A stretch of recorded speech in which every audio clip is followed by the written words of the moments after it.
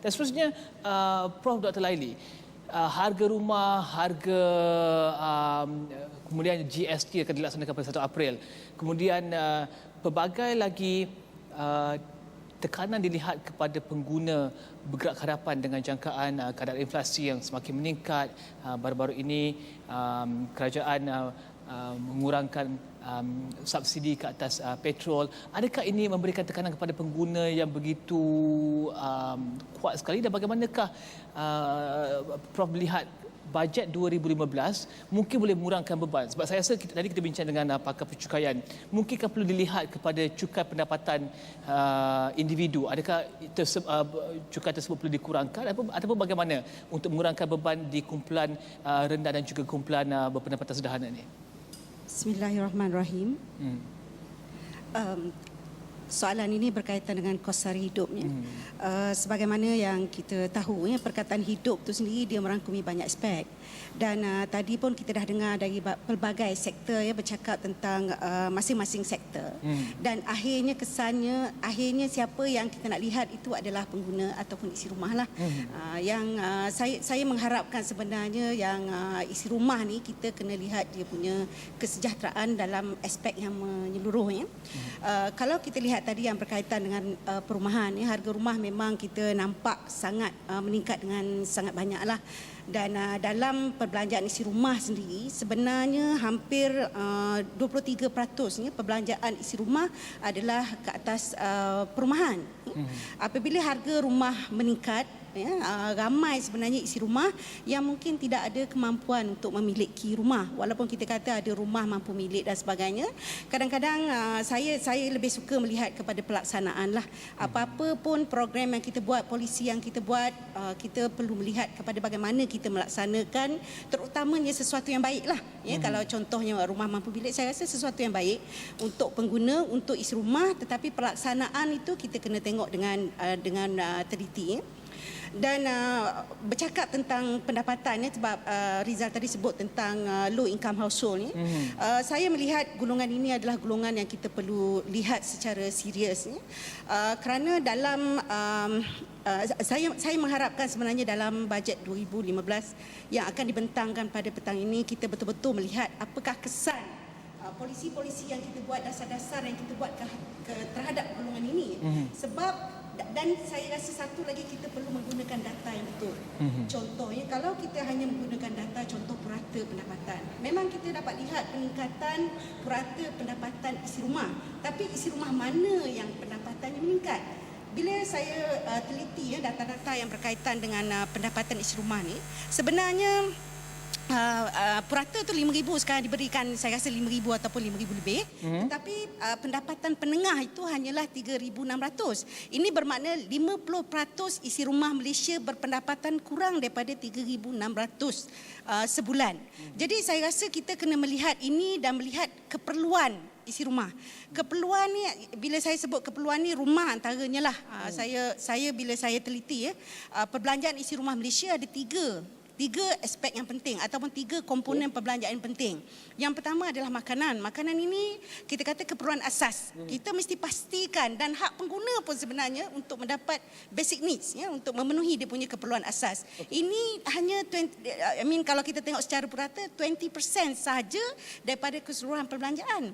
Tetapi sebenarnya kalau kita tengok lagi rendah pendapatan isi rumah tu, peratusan yang dibelanjakan untuk makanan adalah lagi tinggi. Jadi maknanya bila dia dah spend banyak on makanan, dia akan kurang pendapatan yang dia boleh gunakan untuk perkara-perkara lain yang juga keperluan asas. Okey. Prof dan Prof berdua, saya ingin melihat kepada apa yang saya bincangkan dalam setengah jam pertama saya bersama dengan Asfar Azam sebentar tadi daripada UNDP. Saya ingin melihat kepada kualiti hidup. Sebab saya rasa kalau kita beli rumah pun, tapi rumah kita kualiti hidup, kita tak ada rumah, tak ada taman permainan, tak ada sekolah, tak ada kemudahan asas yang diperlukan untuk membangunkan sebuah keluarga, untuk membesarkan sebuah keluarga pun tak bagus juga. Kemudian seterusnya, kalau pendapatan untuk seorang pengguna 3,600 seperti yang dikatakan oleh Prof tadi tu, jika 3,600 tapi duduk di Kuala Lumpur, tapi kuasa membeli tidak ada pun, sukar juga untuk mencapai kualiti hidup yang bagus untuk bergerak ke hadapan.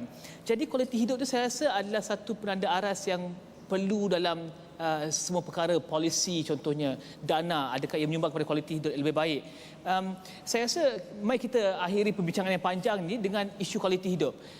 Prof, isu rumah sendiri dan kaitkannya dengan kualiti hidup, sebab saya rasa rumah kos rendah 200,000 tapi jauhnya mungkin 50 km daripada tempat bekerja, itu pun tidak bagus juga kan. Jadi bagaimana kita harus melihat isu perumahan dan juga memastikan bahawa jika dapat rumah, kualiti hidup juga harus meningkat.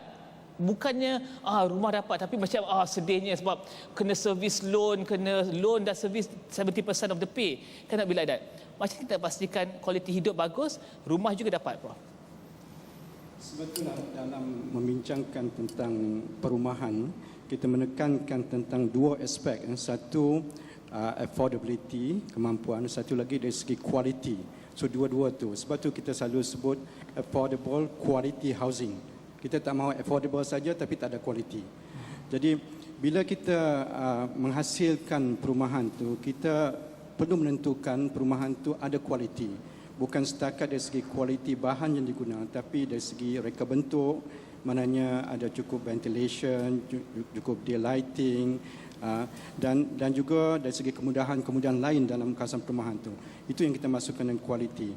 Dan selain itu, affordability ni kita perlu menentukan rumah yang kita jual tu boleh dimiliki oleh rakyat Malaysia ni.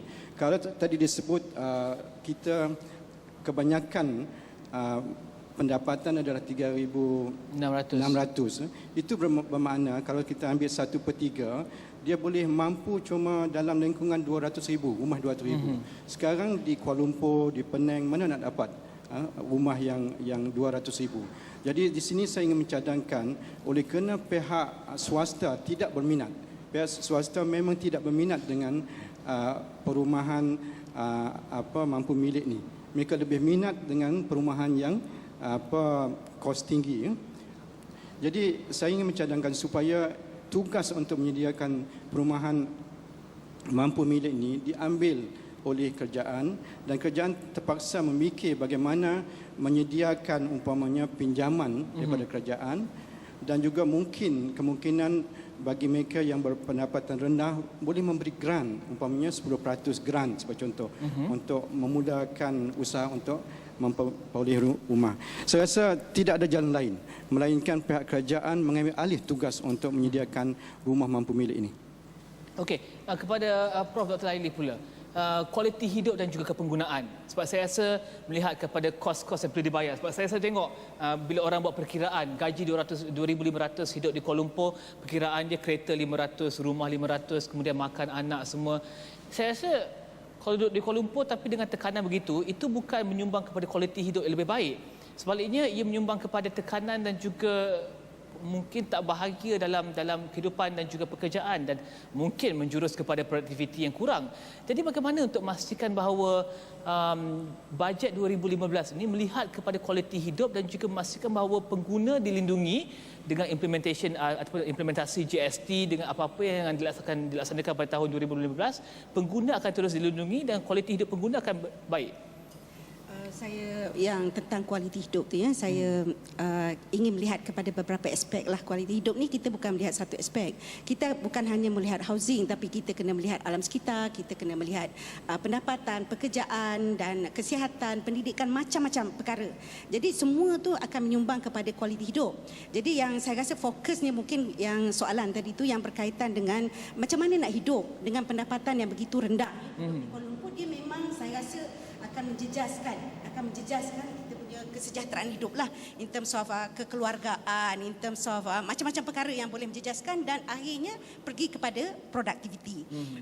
Memang ada perkaitan yang begitulah, dan saya rasa amat penting dalam bajet sebagaimana yang saya sebutkan tadi.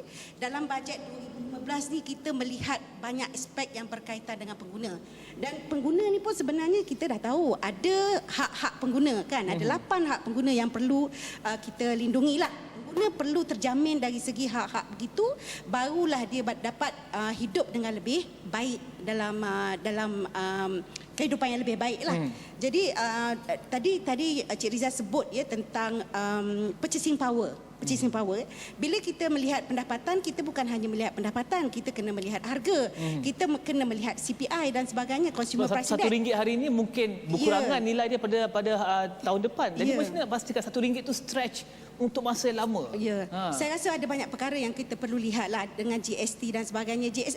Itulah saya kata benda tu, perkara mungkin perkara yang baik. Tapi cara pelaksanaan tu kita memang kena betul-betul teliti supaya dia tidak menjejaskan pengguna ataupun isi rumah Malaysia. Yang itu yang saya rasa saya bimbang itulah. Kalau kita nak letak GST dan sebagainya, memang kita nampak di satu transformasi cukai yang baik, tetapi pelaksanaan mungkin boleh menjejaskan kualiti hidup ataupun mungkin boleh menjejaskan kehidupan isi rumah, terutamanya yang duduk di bandar lah, yang mana semua perkara yang dalam banyak perkara itu kita perlukan wang. Saya rasa yang itulah, dan pendapatan sebenarnya tidak naik sebagaimana harga naiklah. Yang itu saya rasa kita perlu tengok dengan teliti. Okey, soalan terakhir untuk Prof. Dato' Abang Abdullah membincangkan tentang bajet 2015. Apakah harapan mungkin untuk sektor perumahan, mungkin juga untuk harapan untuk bajet 2015 secara menyeluruhnya, Prof? Dalam satu kajian yang dijalankan oleh Akademi Sains Malaysia, kita nak cuba projek apa yang berlaku dalam 30 tahun yang akan datang. Kita dapati isu perumahan ini akan menjadi lebih genting, lebih kritikal di masa yang akan datang. Di mana dengan pertumbuhannya pusat-pusat bandar, urbanization, jadi kita akan dapati ramai yang akan berhijrah ke bandar dan isu perumahan ini akan menjadi lebih kritikal, lebih genting. Jadi saya ingin mencadangkan, oleh kerana seperti saya kata tadi, pihak swasta tidak begitu minat dengan perumahan mampu milik ni, saya ingin mencadangkan supaya isu ini diambil berat oleh pihak kerajaan. Kerajaan perlu melihat dari sudut masalah pinjaman, loan bank, masalah interest yang terlalu tinggi, dan kalau bolehlah bagilah pinjaman yang tanpa tanpa riba kalau boleh, untuk mereka yang berpendapatan rendah, itu yang sebaik-baiknya.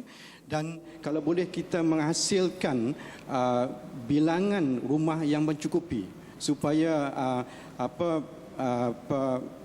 demand tu dengan supply itu kita dapat aturkan supaya tidaklah begitu genting dari segi demand terlalu tinggi sekarang tapi supply itu sangat berkurangan. Okey, Prof Laili, mungkin terakhir sekali Prof Laili, harapan untuk bajet 2015, wishlist Prof ataupun wishlist kepada kepenggunaan sendiri? Ada beberapa perkara lah. Yang pertama tentang harga, yang saya rasa harga ni dia selalu mengejut-ngejut. Tiba-tiba the next day tu harga naik dan sebagainya. Saya rasa yang itu sangat, pengguna ataupun isi rumah sangat terkesanlah dengan peningkatan harga, tapi pendapatan masih dia takut lama sebab dia akan mengurangkan purchasing power ataupun kuasa beli pengguna akan menurun. Saya rasa yang itu kita kena tengok, dan usaha-usaha kerajaan, contohnya pemberian bantuan pemberian bantuan tu saya amat bimbang tentang ketirisan ataupun yang patut dapat mungkin tersicir dan sebagainya, ataupun yang tak patut dapat bantuan-bantuan yang sebegitulah.